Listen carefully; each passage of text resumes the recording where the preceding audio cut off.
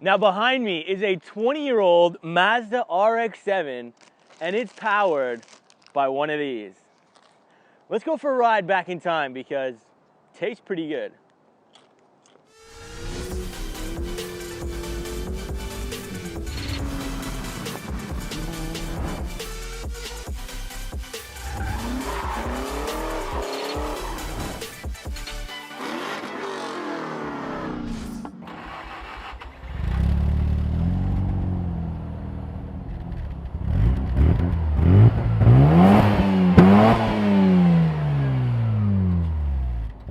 Now in the RX-7, I just want to let you guys hear this. So we started up.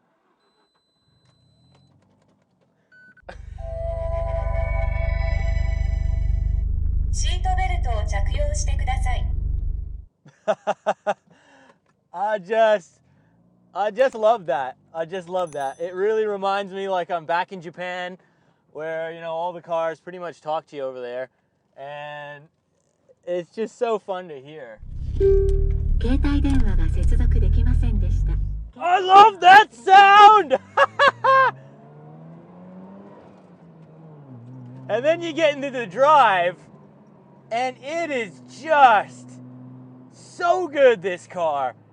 It is unbelievable. When you think of the age of this thing, you know, look, this one is a 2000s model, so it's one of the last ones. You know, these were carried through up until 2002. They started back in 1992. That's 10 years of the FD RX-7, and if you include the other generations, it's over 22 years. It's absolutely crazy, actually, when you think about how long these Rotaries were going for. And if you include the RX-8, which came after the RX-7, they went another 10, 12 years. And it's pretty sad if you think about it nowadays that there isn't any more Rotaries on the road, really.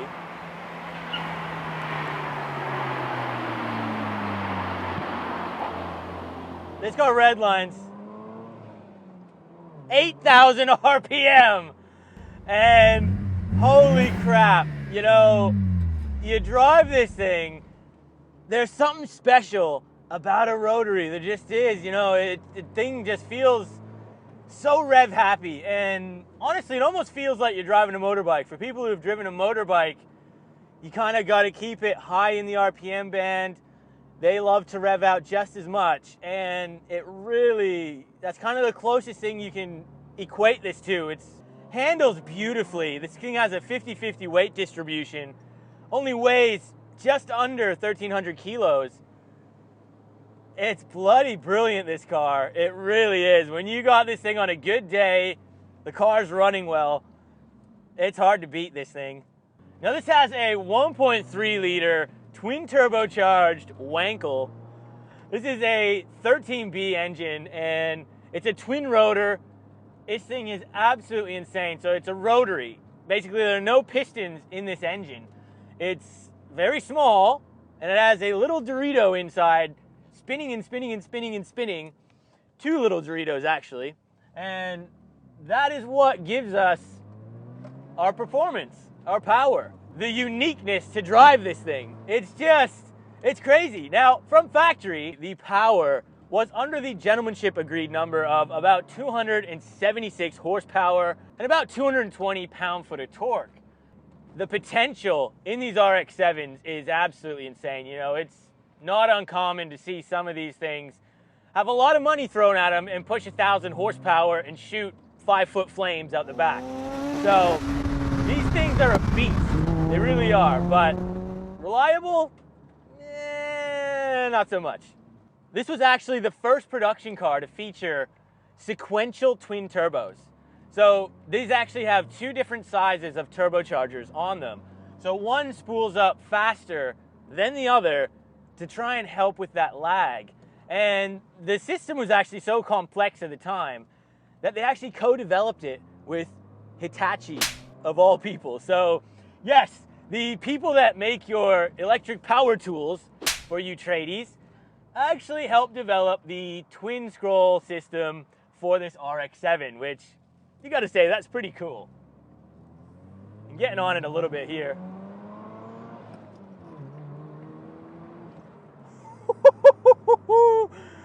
Wow, look, there's definitely a bit of lag, and you know, you want to keep these rotaries quite high on the RPM band. That's why they are really terrible at fuel efficiency.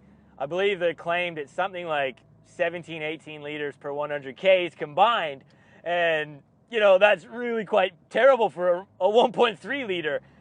But that's the price you pay for a rotary, and if I'm being perfectly honest, I'm happy to pay that price because it is just so much fun to send this thing close to 8,000 RPM. It is just a blast. Oh, I love this thing.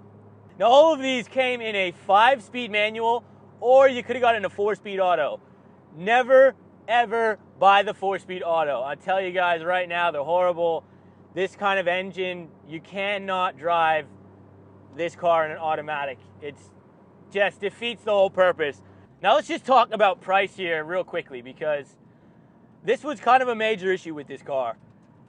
This particular one being a 2000s model, these were only available in Japan from 1998 onwards. Only Japan got these cars. So if we go back to 1998, here in Australia, you would have picked up an RX-7 for $90,000 Australian. And that is a huge amount of money, especially for 1998.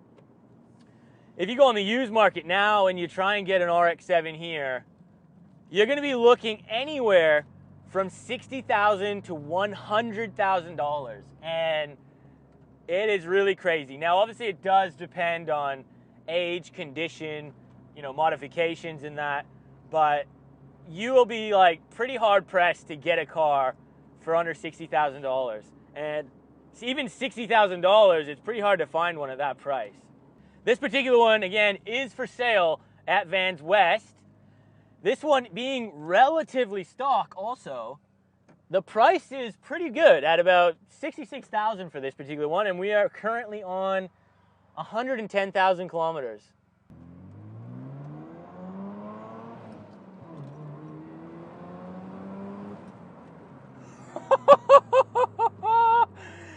Oh my goodness, this thing, man, it is just so much fun to rev it out, and you need actually quite a bit of road because, again, that 8,000 RPM band, it just has so much to give this car.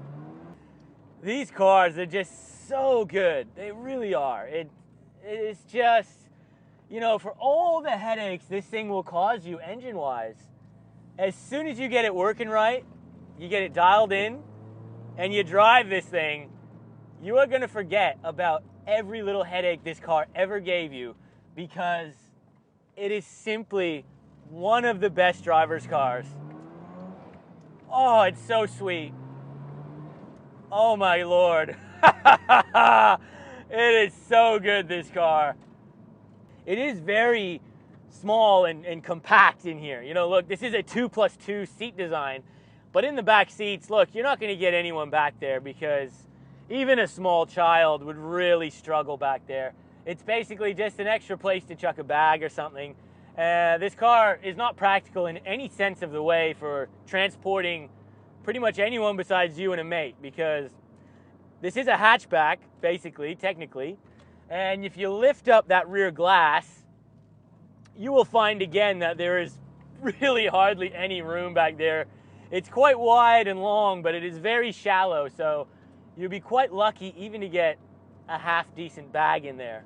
To be back in Japan, driving this thing back in the 90s, take this up onto one of the toll highways back in Japan, send it, oh my goodness, shooting off some flames down the Tokyo freeway.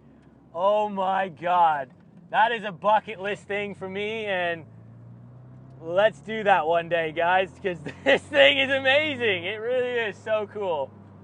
Oi, Zach, I know why you traded the Falcon for this thing, because it's pretty goddamn special, this. I'm not going to lie. I love my Barras. I'm not getting rid of mine, but this freaking RX-7, it is a dream car, and good work to you, Zach, for getting one, because this thing is awesomely fun. Now, just quickly, a huge shout out to this week's Patreon supporters. If you guys want to join the Patreon, get early access to content, videos, merch, there is a link in the description, so check it out. Oh. Now, let's just pull over and talk about the styling a little bit, because this FD is sexy. Let's remember that this body style came out in 1992, making this almost 30 years old. And just look at this car, you know, the curves, no door handles, you know, the door handle is integrated in here. The wing, it just looks so good. And the back, I've always thought it's one of the best designs ever on a motor vehicle. I just absolutely love these tinted tail lights from factory. It's one of the best looking cars I think there ever has been. Now, interestingly enough, Playboy magazine got one of these in 1993 to review it, and they compared it to a Dodge Viper. They picked the RX-7, no doubt. They also ended up picking this as their car of the year for 1993. And Playboy magazine, sexy car. I mean, you see this thing, it does not look like a 30-year-old car. It just doesn't. You know, you've got the pop-up headlights. This one does have a rear sunroof featured on it. Even the side vents that are functioning, it's perfect, this car. Now, 0 to 100, this thing is claimed at about 5.5 seconds, so let's find out. It is feeling quite slow, I'm not gonna lie, to get to 100. You really gotta be up in that, and go, go, go, go, go.